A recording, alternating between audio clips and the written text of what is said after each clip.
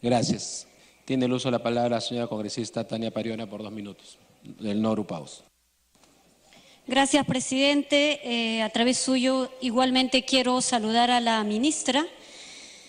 Y bien, siempre nos comparamos con otros países del primer mundo, pero colegas, los países del primer mundo no tratan tan mal a sus maestros como en el Perú. Tanto maltrato no habíamos tenido desde hace varios años ya en este país. Y claro, estamos enfrentando un problema de política educativa que arrastramos de varios gobiernos, desde casi el 70, 85, 90, 95, 2000, y a la fecha lo que tenemos es una deuda histórica con el magisterio. La presión que ha generado el Ministerio del Interior para con el despacho de la ministra, yo siento que no ha ayudado a tener esa interlocución válida con los maestros. Y los problemas no se han solucionado, ministra, a través de la presidencia. No han quedado solucionados porque está pendiente la discusión y el debate sobre la evaluación, y que aquí en este foro legislativo la tenemos que hacer también. Y la evaluación, colegas, sí es punitiva. Si proyectamos esto, no interesa la primera, segunda y tercera opción que tengan. ¿Cuál es el propósito de la evaluación? Y ese es un tema de fondo que sí hay que debatir. ¿O acaso nos evalúan a nosotros o a otros ministerios si es que queremos hablar de una evaluación de desempeño? Ojalá nos hicieran esa evaluación también. En este momento, presidente, en Ayacucho, los maestros y las maestras están en la Plaza de Armas, escuchando y al tanto de lo que este Parlamento dice sobre la educación. Y claro, vemos algunos que sí se preocupan de cómo los policías han sido maltratados, dicen, por los maestros. ¿Y quién habla por los heridos? ¿Quién habla por la maestra Patricia Araujo, que hasta el día de hoy no camina? ¿Quién habla por los maestros que han sido denunciados hasta por extorsión y pertenecer a una banda criminal cuando lo que estaban haciendo era ejercer su derecho constitucional a la huelga? Eso, colegas, es un maltrato hacia el magisterio y no lo podemos tampoco tolerar. Además, ministra, usted... Continúe un minuto, por favor. Usted habló de las grandes brechas que todavía se mantienen entre la educación rural, urbana y en territorios indígenas. Y me pregunto cuánto de presupuesto le asigna a la Dirección Nacional de Educación Intercultural Bilingüe, a DIGEIBIRA. ¿Cuántos de los maestros en territorios indígenas realmente son capacitados? Yo le invito, ministra, a ir a mi pueblo, que está a 4 horas de la capital de Ayacucho, ir a Oronjoy, Antacocha, lugares que no tienen siquiera un buen salón de clase, maestros que no han recibido una sola capacitación. Y no se trata de capacitar un día, no se trata de capacitar fuera del territorio. Vayamos a los contextos en donde están los maestros. Y eso también implica, por supuesto, reformular esa prueba famosa rúbrica. ¿Qué instrumento se usa? ¿Cuál es el propósito? ¿Quién la aplica? ¿Por qué esas variables subjetivas para entender la armonía en el aula, el grado de concentración? ¿Cómo eso el docente contratado o la persona contratada para evaluar va a aterrizar en... Puede culminar un minuto. ¿Cómo esa persona puede calificar y para determinar la permanencia o la exclusión del espacio laboral del maestro? Ministra, educación intercultural bilingüe no solo es lengua originaria. Aquí no se habla de una verdadera interculturalidad cuando se reduce solo a lengua originaria. Se trata de cosmovisión, de saberes, de metodología apropiada y de métodos propios que los pueblos indígenas y los maestros tienen el derecho a implementar de acuerdo al convenio 169 de la OIT. Y entonces sí estamos hablando de una política educativa que no debe ser ajena a todo el paquete todavía vacío, débil dentro del sistema educativo nacional. La reforma debe ser con participación activa de los maestros. Se debe construir un mecanismo apropiado para que los maestros participen de todos los procesos y no una imposición vertical, no desde la lógica de quienes saben más y los que no saben. Eso no puede ser. Aquí no se trata de ir de manera vertical al maestro e imponer una lógica de hacer clases en sus territorios, en sus áreas. Gracias, congresista. Tiene el uso de la palabra la señora congresista Indira Wilca, también por 2 minutos. Muchas gracias, presidente, y por su intermedio saludar a la señora ministra. Señor presidente, para nosotros, les voy a dar las introducciones a los congresistas después de mi intervención, me ha pedido el congresista Ochoa y la congresista Pariona. Presidente, para nosotros es fundamental ser conscientes de que hemos pasado, sí, una de las huelgas más fuertes en las últimas décadas y que si queremos realmente iniciar una nueva etapa, una etapa distinta, una etapa en la que tengamos cambios profundos en la educación y no solamente cambios cosméticos, es importante sacar algunas lecciones. Para nosotros, algunas de las primeras lecciones que hay que sacar es esta forma en la que se ha abordado la propia huelga. Que no haya un criterio único, ¿no es cierto?, desde el gobierno para tratar la relación y para atender al magisterio. Cuando por un lado se exigía que haya un liderazgo del Ministerio de Educación en este proceso de resolución de huelga, teníamos por otro a un Ministerio del Interior azuzando, ¿no es cierto?, esta campaña de estigmatización contra el magisterio, levantando cifras que hoy incluso se han cuestionado y que se ha visto que son bastante endebles, ¿no es cierto? Esta asociación de los maestros al padrón del Movadef que hasta ahora no se puede probar porque es falso. Tuvimos esa campaña porque es la vieja estrategia de estigmatización que se hace cuando se quiere desinflar una demanda legítima en nuestro país. La vieja estrategia de toda la vida que aquí se quiso aplicar. ¿Pero qué se logró con esa campaña? Se logró todo lo contrario a lo que se proponía. Se logró más bien darle fuerza al magisterio porque lo que se les dijo es que su reclama no era legítima. Se polarizó innecesariamente a nuestro país, se puso de un lado a los maestros, a sus familias y a sus alumnos y de otro lado al Estado que supuestamente debió haberlos escuchado. Señor presidente, no podemos dejar que esta etapa pase sin una autocrítica, sin reconocer que esa no puede ser la manera de resolver huelgas en nuestro país en el futuro porque son un derecho constitucional y no podemos tratarlas de esa manera. Señor presidente, la segunda lección que nos parece importante rescatar es que se ha hablado mucho de la revalorización docente y nosotros estamos de acuerdo con ello, pero esa revalorización no puede pasar de manera aislada sin pensar la revalorización de la escuela pública. El maestro es parte de una comunidad educativa que tiene que mejorar de Continúe, por favor, un minuto. Comunidad educativa que debe mejorar de manera integral junto con él. Se ha hablado perfectamente acá de cambios que tienen que darse en infraestructura, en inversión, en mayor presupuesto. Se ha hablado también de la meritocracia. Perfecto, nosotros estamos de acuerdo con que no se retroceda en la meritocracia. Pero ¿qué meritocracia hay, señor presidente, no es cierto?, en aplicar esta evaluación de desempeño tal y como está a un maestro mal pagado, a un maestro que es permanentemente maltratado y que está viviendo una precarización inmensa? Ahí no hay meritocracia.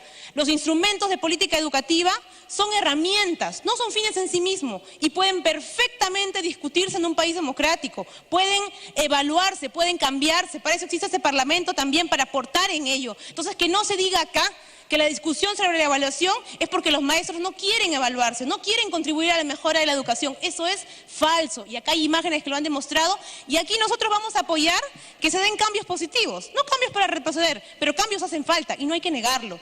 Lo tercero, señor presidente, es que hay que reconocer que el país ha... Culmine, congresista. Un minuto. El país ha cambiado y hemos visto que ha estallado en nuestra cara una realidad que no hubiera sido posible visibilizar si esta huelga no se hubiera dado. Hoy algunos congresistas y algunos funcionarios del gobierno han denostado de la huelga. Han dicho, bueno, esta huelga que se ha dado, que ha generado un conjunto de impactos, pero si esta huelga no se hubiera dado, señor presidente, probablemente no estuviéramos teniendo ese debate y los pocos buenos alcances y avances que se han generado no se hubieran dado. El que discutamos que se cumpla algo que ya estaba hace mucho tiempo en el Acuerdo Nacional, este pacto que se logró en algún momento por el 6% del PBI y que nadie reclamaba que no se cumpliera. Si no hubiera sido porque los maestros salieron a marchar, no nos hubiéramos despertado y roto esa burbuja en la que estábamos viendo cómo la educación pública en nuestro país se deterioraba cada vez más y más. Entonces, señor presidente, aquí lo que estamos planteando por medio de este espacio de debate democrático es que se asuma la necesidad de un nuevo pacto por la educación. Un pacto que sea capaz de cumplir las promesas de largo plazo en la educación peruana, que tienen que darse... Ahora sí, congresista, ha tenido 5 minutos.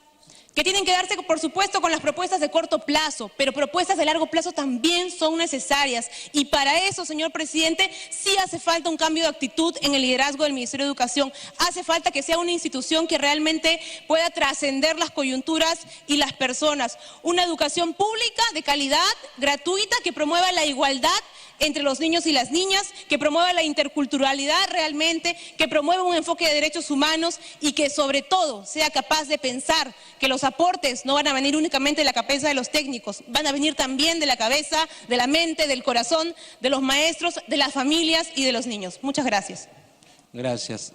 Congresista Martorell tiene el uso de la palabra por 3 minutos. Ha usado bastante más del tiempo incluso de interrupción. Congresista Martorell, usted le puede dar la interrupción al congresista Pariona y al congresista Ochoa, 1 minuto cada uno. ¿Usted está de acuerdo? Perfecto. Congresista Pariona, la primera interrupción, congresista Ochoa, la segunda interrupción. Sí, presidente, en 1 minuto. Muchas gracias, congresista.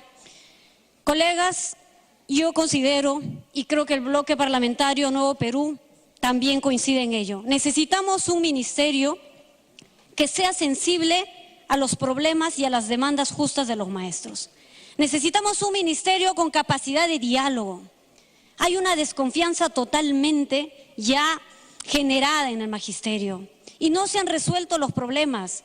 ¿Cómo vamos a resolver el problema de los maestros de educación intercultural bilingüe que tienen una lista larga?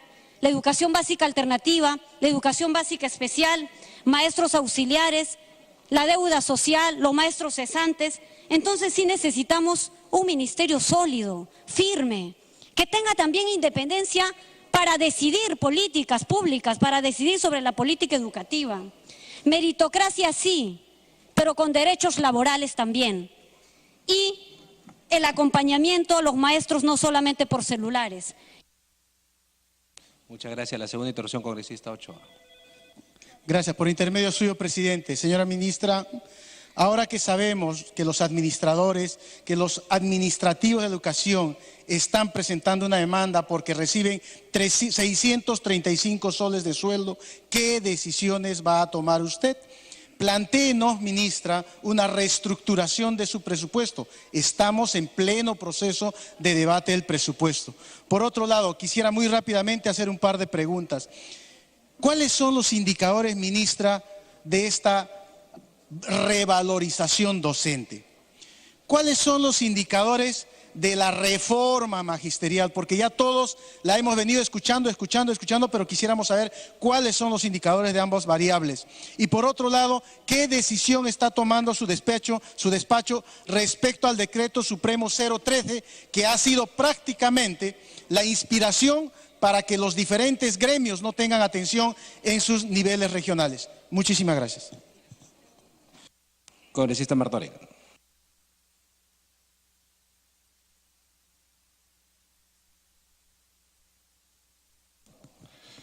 Señor presidente, gracias.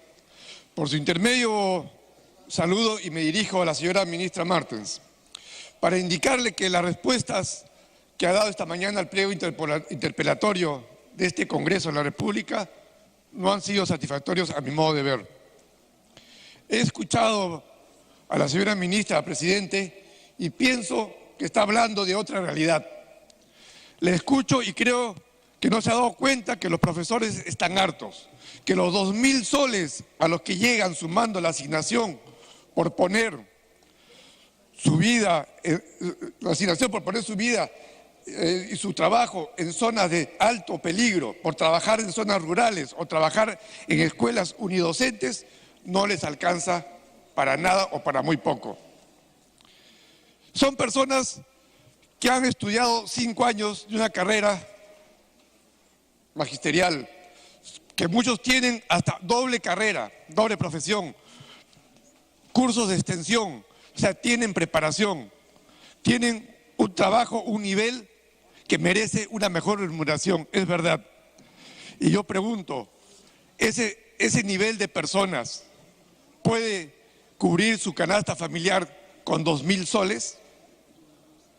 ¿O cree usted, por su intermedio, presidente, preguntarle a la señora ministra, que un padre que ejerza la noble labor de profesión no tiene el derecho a soñar, enviar a su hijo a la Universidad de Harvard también? Claro que tiene derecho, claro que puede soñar, pero con esa remuneración jamás va a ser posible. La mayoría de las asignaciones que la señora ministra tan positivamente nos ha enumerado en un cuadro no son pensionables. Y eso quiere decir que cuando el docente se retira, se retirará con un sueldo o un sueldito, vamos a llamarlo de esa manera. Así que no trate de decirnos, la señora ministra, que no nos damos cuenta de que este gobierno está tomando las medidas para corregir la brecha remunerativa que sufren los docentes. Porque lo que usted dice, señora ministra, no es cierto. No hay un compromiso del Ejecutivo con el sector educación. Realmente no lo hay. Y esto se puede traducir, presidente, en que, lo decía ayer cuando se presentó el premier, el señor Zavala, le decía que el Estado ha designado en su presupuesto el 3,8% para el sector de educación. Somos el país de la región solamente después, o antes mejor dicho, que República Dominicana o Colombia. Tenemos aquí en la región Brasil, invierte el 8% de su PBI. Argentina el 8%, Costa Rica el 7,8%. Todos están muy por encima de nuestro presupuesto. Entonces la pregunta es, ¿hay voluntad? ¿No hay voluntad? ¿No hay un criterio para decir no podemos ejecutar una reforma educativa si no tenemos un presupuesto que realmente justifique y ayude a que los maestros puedan hacer su labor de manera diferente, dotándoles de un mejor sueldo, dotando de infraestructura para colegios, dotando de equipamiento para colegios, etcétera, etcétera? Entonces, ¿cuál es realmente la política de educación que el gobierno quiere imprimir? Y me quiero referir, presidente, ahora a la deuda social. Y realmente, por su intermedio, presidente, quiero pedirle o quiero dirigirme directamente a la ministra y decirle que realmente hay, y que sí es verdad que otros colegas esta tarde o este día han mencionado al respecto, pero no es el foco. No ha sido el punto de atención de las intervenciones de hoy día. Pero sí quiero permitirme, señora ministra, por su intermedio, presidente, decirle que la deuda social realmente es una de las injusticias más grandes que el gobierno peruano tiene con sus habitantes que son maestros. Si quiero hablar Minuto adicional, congresista. Si quiero hablar en términos porcentuales, la deuda social para este año de los 200 millones asignados, señora ministra, son el 3,8% del total de la deuda social en el país. Solamente el 3,8%. Prácticamente necesitaríamos casi 30 años para poder cubrir el total de la deuda social que se debe hasta hoy día. Y los 200 millones representa el 0,12%. 0,12, señora ministra, del PBI. Y le hago un ejemplo. Para los Juegos Panamericanos se ha destinado prácticamente el 3,2% del PBI para ser ejecutados casi diríamos en un solo ejercicio, en un solo presupuesto anual, ¿no? Y para la deuda social se ha destinado 0,12, o sea, 0,12. La pregunta cae de madura. ¿Es justo? Es justo ver, y yo le digo porque los fines de semana voy a mi región, a Tacna, que no hay muchos cesantes, no hay muchos jubilados, son alrededor de 150, 170 personas. Un minuto de culmine.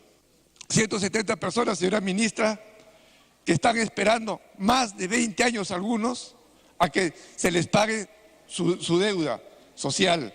Están esperando. Cuando hace 20 años querían esa plata para poder hacer una remodelación en su casa, para poder darse un gusto, un viaje, hacer algo. Hoy día, señora ministra, esa gente está pidiendo la plata para poder seguir viviendo, para poder pagarse sus medicinas, sus curaciones, para no morirse. Solamente este año, le voy a decir, señora ministra, han muerto casi el 10%, 14 personas han muerto en lo que va de este año, de las 100 y tantas personas que hay esperando esta ayuda social. Por favor, le pido, le invoco, voltee la cara con sensibilidad, voltee la cara a esas personas, mírele a los ojos y cumpla con ellos. Cumpla, por favor. Ese es mi pedido, señor presidente. Gracias. Gracias, señor congresista. Tiene uso de la palabra el congresista Palomino Ortiz, por 3 minutos.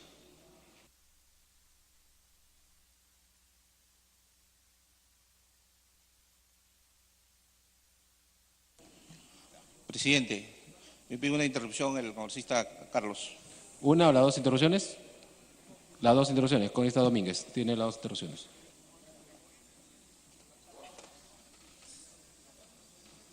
Muchas gracias, presidente.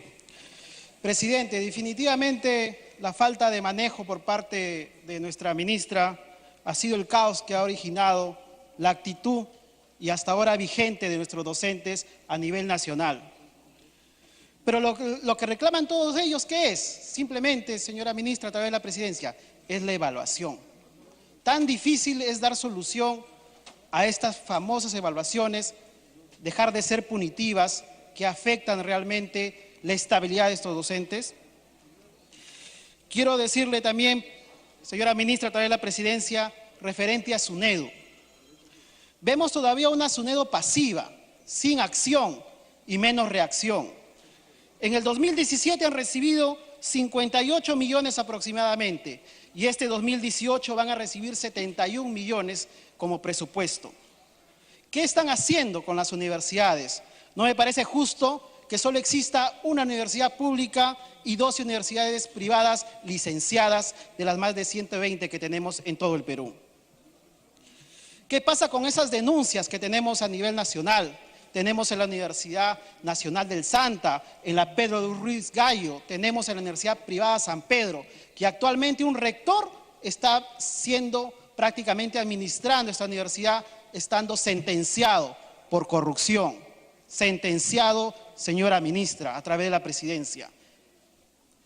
Por otro lado tenemos el tema de los institutos, que siguen colapsados, falta de atención. Tenemos alumnos que han tomado un instituto en Río Santa, en el distrito de Santa, en Chimbote. ¿Cómo es posible, ministra, que no haya una verdadera atención al respecto?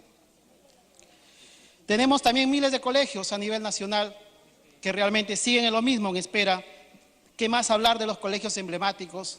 ¿Qué más decir, pues, de los colegios de alto rendimiento que usted tiene más experiencia, supuestamente, que nosotros? Señora ministra. Culminó los 2 minutos de interrupción, congresista Domínguez. Congresista Palomino, puede iniciar su presentación. Presidente, por intermedio de usted quiero saludar a la ministra y a toda la representación parlamentaria. Hoy es un día muy importante que estamos tocando el sector de educación, presidente. El quien habla representa la región de Apurímac y también hablo por todos los maestros del Perú. Yo creo que el problema que hemos vivido estos días o estos últimos meses, presidente, ha sido el mal manejo del representante del sector. En este sentido, presidente, pido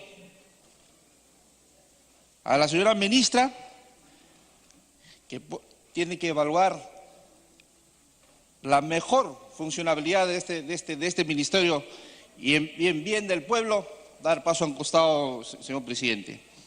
Señora ministra, a través del señor presidente,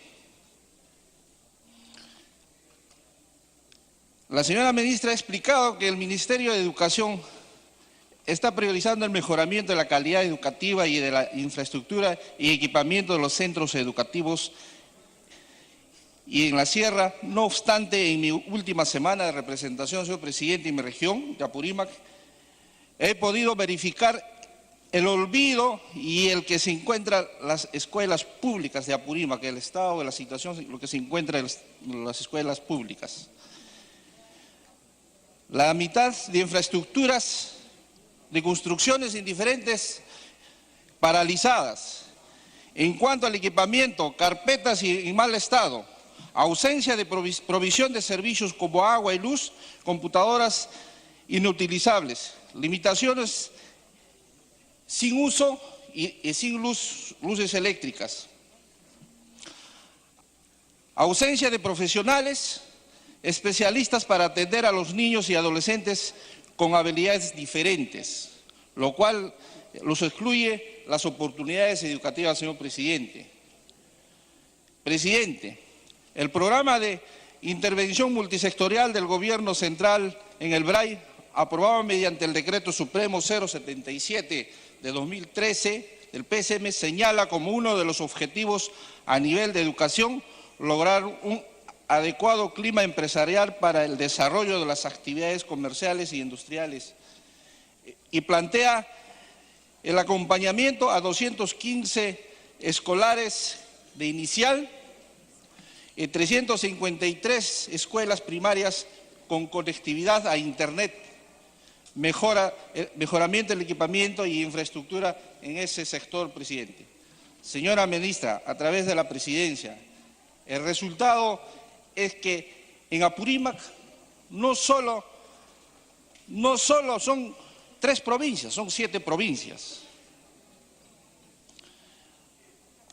Presidente, la institución educativa primaria 54167 de la comunidad de Chachepamba, el distrito de Guayana, en la provincia de Andahuaylas, que tiene más de 40 años con aulas construidas por adobe a través de las comunidades, viene solicitando su mejoramiento a través del PIB 20. Minuto para que continúe. 993, pero hasta la fecha no se ha asignado el presupuesto, ya que hace 5 años vienen gestionando, presidente. Presidente, quisiera preguntar a la ministra para que pueda responder. Si todos sabemos que el trabajo que viene desarrollando el Movadef no es solo de hace 2 años y el nivel de desarrollo que ha alcanzado este movimiento, que es una fachada de sendero, desnuda la débil capacidad del Estado.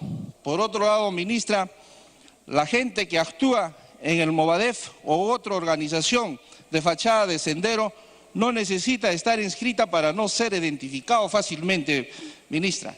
En estos momentos ellos están realizando un activismo político y están infiltrados en las instituciones del Estado. Pregunto, señora ministra. Culmine 1 minuto. Ministra, ¿usted puede afirmar que en su ministerio no existe personal que tiene vínculo con el Movadef o otra organización fachada de sendero? Gracias, presidente. Gracias, congresista Palomino. Tiene uso la palabra la congresista García Jiménez por 3 minutos. Buenas tardes. Por su intermedio, señor presidente, para saludar a la representación y saludar a la ministra.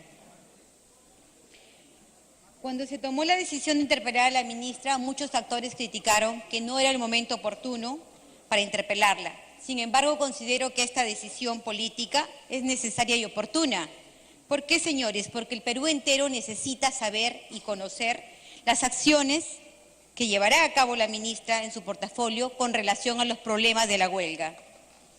Señor presidente, sabido es que la ministra no ha tenido manejo político para resolver el conflicto de intereses que se presenta precisamente con el sector educación. Un sector que usted ya conoce, señora ministra, porque ha trabajado durante la gestión pasada. No obstante su experiencia, usted, lejos de consensuar, ha emitido el decreto de urgencia 012-2017.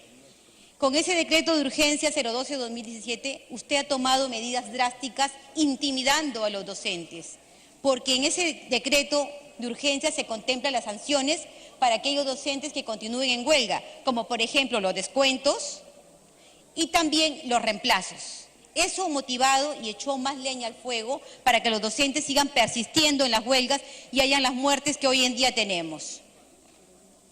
Usted no tomó en cuenta Usted no tomó en cuenta, señora ministra, que los alumnos estaban perjudicando, que ya veníamos varios departamentos de un fenómeno del niño costero, que muchos niños estaban sin clases, que muchos niños no habían ido más que apenas 30 o 50 días a clases.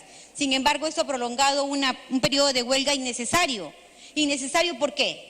Porque usted desde un principio debió bajar al llano y consensuar con los docentes. Usted lo ha hecho, pero lo ha hecho después de un largo periodo. Finalmente ha aceptado el incremento de remuneración, ha aceptado unas evaluaciones no punitivas, pero ¿qué es lo que pasa, señora ministra? En ese planteo de la remuneración, usted está mintiendo a los docentes, porque usted ha señalado que los docentes van a ganar un promedio de 2.000 nuevos soles a partir de noviembre de este año 2017. La pregunta es, ¿qué docentes ganarían los 2.000 nuevos soles que usted ha señalado? Si para eso se exige como requisito tener 30 horas pedagógicas o lectivas de clase. Solamente aquí en el Perú, los únicos que tienen las 30 horas son los docentes de educación inicial. Los docentes de educación primaria y secundaria no tienen las 30 horas. Entonces, ¿cómo ganarían ese sueldo?